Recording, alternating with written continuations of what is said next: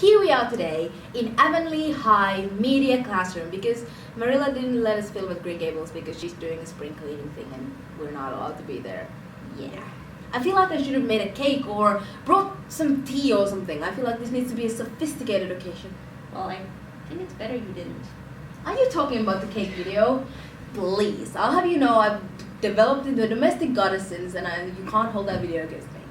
Well, you know what they say, once you put something online, it'll haunt you forever. Learn from my mistakes. No. The second poetry club is happening and this time Jane Andrews has been able to join us. How are you feeling, Jane? I am feeling just fine, in fact, relishing the feeling of being able to breathe through my nose.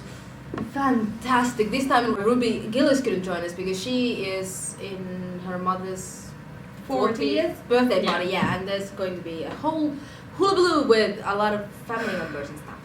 I know what you're going through, Ruby. Good luck. Here's to hoping we can all make it to the next one, okay?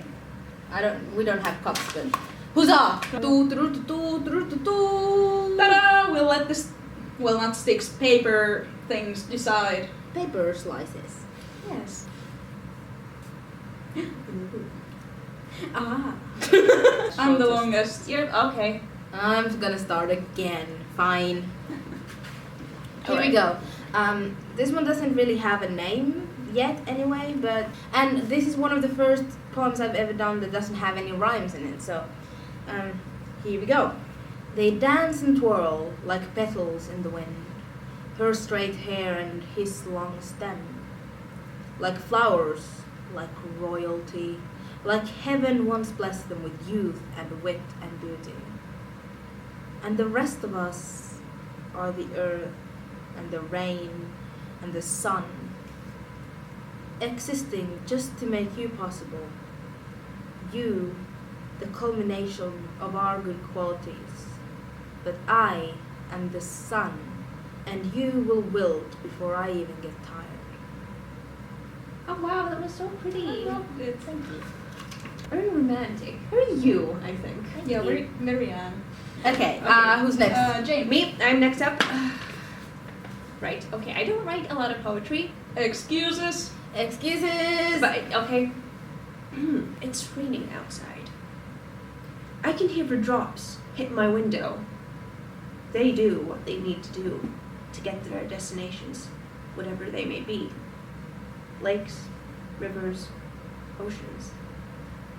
From their birth in the clouds, nothing stands in between raindrops and their final destiny of becoming one with a greater body of water. I liked it. It was very like clean and practical, like water, or like Jane. Yeah, and I like how it's a simple thing like rain, but you can, if you put your imagination into it, you can make even the simplest thing like the rain into something that is fascinating and wonderful. Thank you. It was really cool. And now, That's my cue to exit. No, don't do This it. doesn't get You were great easier. last time. I believe in you. We like your poetry. Okay. You are poison ivy in my garden of Eden, an icy gust of wind, even on the sunniest day of spring. Oh, what lovely poison such a darling thing has. I was kind enough to give you shelter, but all winters must pass. All good people don't play nice. The warmest hand will turn to ice. You're poison ivy in my garden of Eden, and now I see my garden is in need of some weeding. Savage. That gave me chills. I was like, okay, I'll just leave then. It was beautiful, but it kind of had like a spooky vibe to it. Yeah, it was. I'll really give you cool. one hint who it was about. What day was it earlier? Pi Day. Cut that. I don't want to die. On to the submissions. We got so many cool ones again. How are you guys so good? I knew which one I wanted to read straight away when I saw it, and it's like a wonderful mixture of feminist social commentary and mixed media, as it's about a Picasso painting. And it is written by E. Doosan. That is so cool. I'm going to use my superior tech skills to edit the picture here while you read. On top of me. Thanks. Girl before a mirror. How well Picasso's style lends itself to the subject. The girl, blooming in the bright colors and bold curves of womanhood, naked before the mirror clutched in her tender hands. With cheeks flushed and lips drawn in a tight line, she examines her reflection, distorted and dark. Two uneven breasts, the exaggerated slope of hip, splintered, half-moon face, shadowed with sorrow. Could Picasso have understood the pain of a girl and a mirror? Did he reject the unnatural ideal of beauty? That pinched waist, the backbone biting through skin?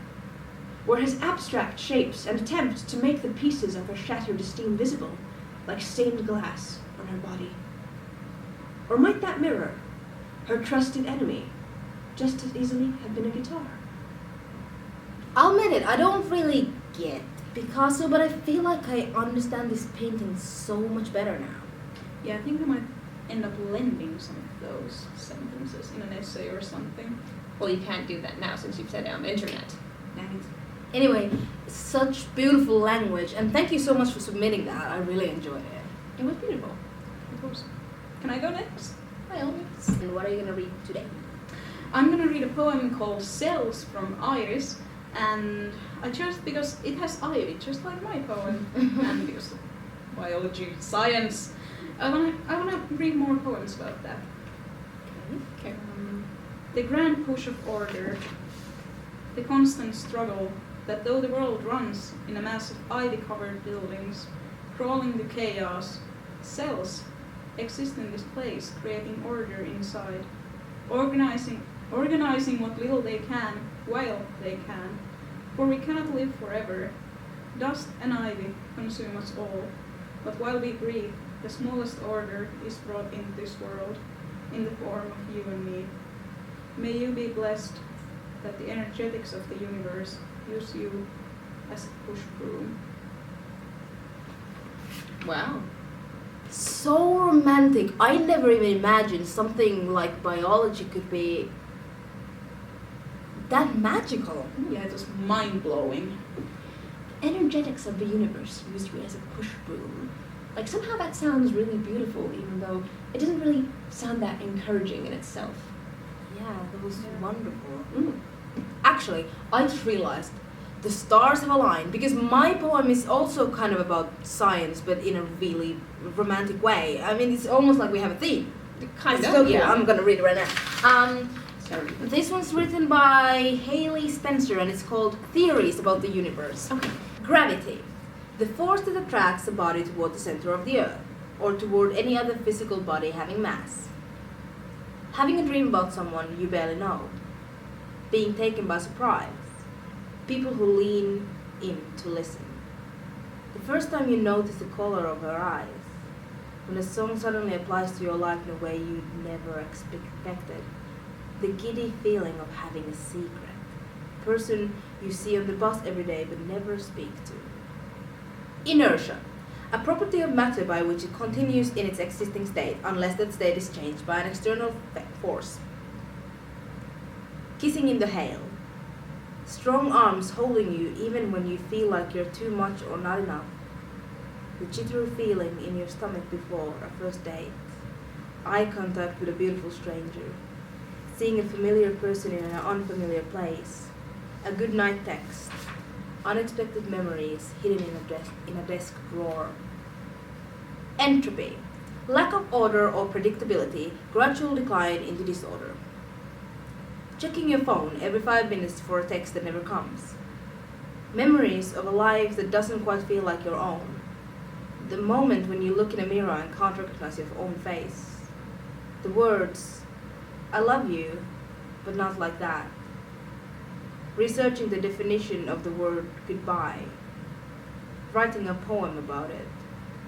Unwriting a poem about it. Having a dream about someone you don't know anymore.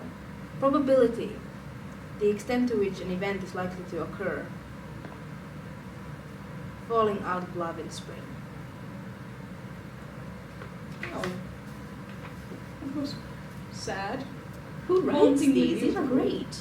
It is sad, but it's also so it's like, I mean, it has these stiff elements of science that are turned into something that describes them, but it's beautiful and romantic and wonderful, and it's sort of, it has a story to it, doesn't it? And it's just, that's maybe my favorite submission so far. I honestly adore it. Thank you, Haley, for submitting that. That was great. Another great poetry club has come to an end with an accidental theme and everything. I mean, I swear, the best part of this whole thing is reading your submissions, and they were great.